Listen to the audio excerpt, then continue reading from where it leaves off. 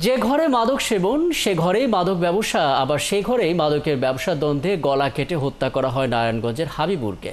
পরে সেই মরদেহ ভাসিয়ে দেওয়া হয় পাশের শীতলক্ষা নদীতে।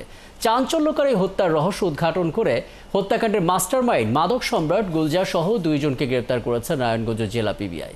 আমিনুল ইসলামের ছবিতে আরো জানাচ্ছেন আশিক মাহমুদ। আমি কেমনে বাঁচবো? আদরের ছেলেকে হারিয়ে পাগল প্রায় মা ফিরোজা বেগম। কি অপরাধে তার ছেলেকে গলা কেটে হত্যা করেছে মাদক কারবারিরা, সেই প্রশ্নের উত্তর খুঁজছেন তিনি। আমার ভূতের আমি গলায় ভাই, আমার ভূতে কি অন্যায় করছে এটার বিচার চাই আমি। নিহতের স্বজনরা জানায়, নারায়ণগঞ্জের কাঁচপুরের বাসিন্দা হাবিবুর গত 25 আগস্ট থেকে নিখোঁজ ছিলেন। এর 2 দিন পর তার মাথাবিহীন মরদেহ ভেসে ওঠে শীতলক্ষা নদীর বন্দর এলাকায়। আপনার প্রিয় কাপড়ের যত্নে এলো এনজাইম সমৃদ্ধ Arik silver wash detergent powder, 500 গ্রাম মাত্র 70 টাকা। প্রিমার্ক।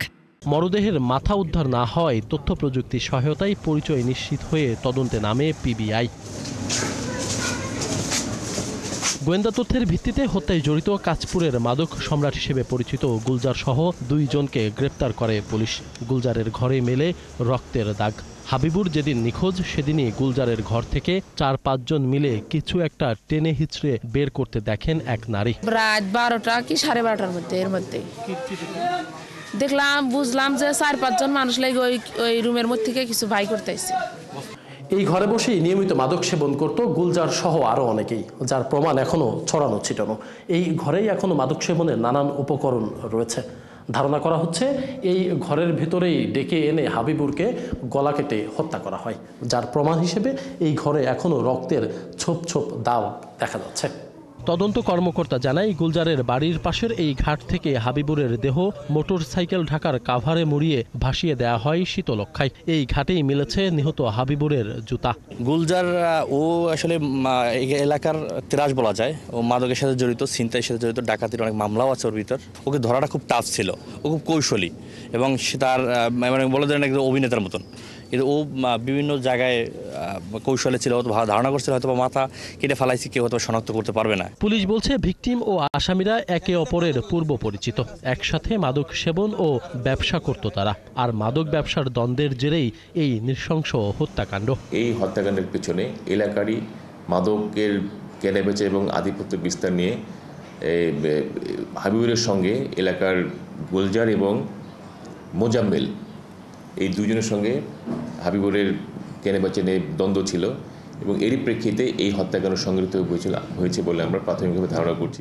কাঁচপুর এলাকায় ঘুরে জানা যায়, গত 20 বছর ধরে পুরো এলাকাটি মাদকের আখড়ায় পরিণত হয়েছে। নেপথ্যের কারিগর এই হত্যাকাণ্ডের মাস্টারমাইন্ড মাদক সম্রাট গুলজার। এমুরা মাদবের আড্ডা না, হেমুরা মাদবের আড্ডা না, এই পাড়াটা বইরে গেছে পুরা মাদবে।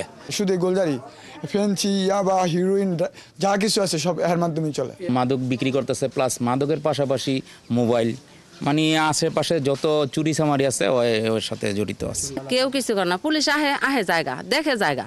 মাদকাসক্ত ছেলের যন্ত্রণায় অতিষ্ঠ হয়ে গুলজারের ফাঁসি চাইলেন তার মা। এই সন্তানের জায়গা কি আমার আর সন্তান মারমু? আর গ্রামের মেয়ে মারমু? আপনারা কোন? আমি ফাঁসি চাই, ফাঁসি। আমি সব সুখে যখন খুন একটা সেরা যে খুন করে ফালাই গলা কেটে ফালাই দিছে, আমি এই সন্তান আমি দরকার হয় আপনারা যদি কোন আমি কোনো গিয়া আমি সই দিয়াম। মাদকের এমন ভয়াল থাবা থেকে যুব সমাজকে রক্ষা করতে প্রশাসনের কঠোর হস্তক্ষেপ কামনা করেছে স্থানীয়রা।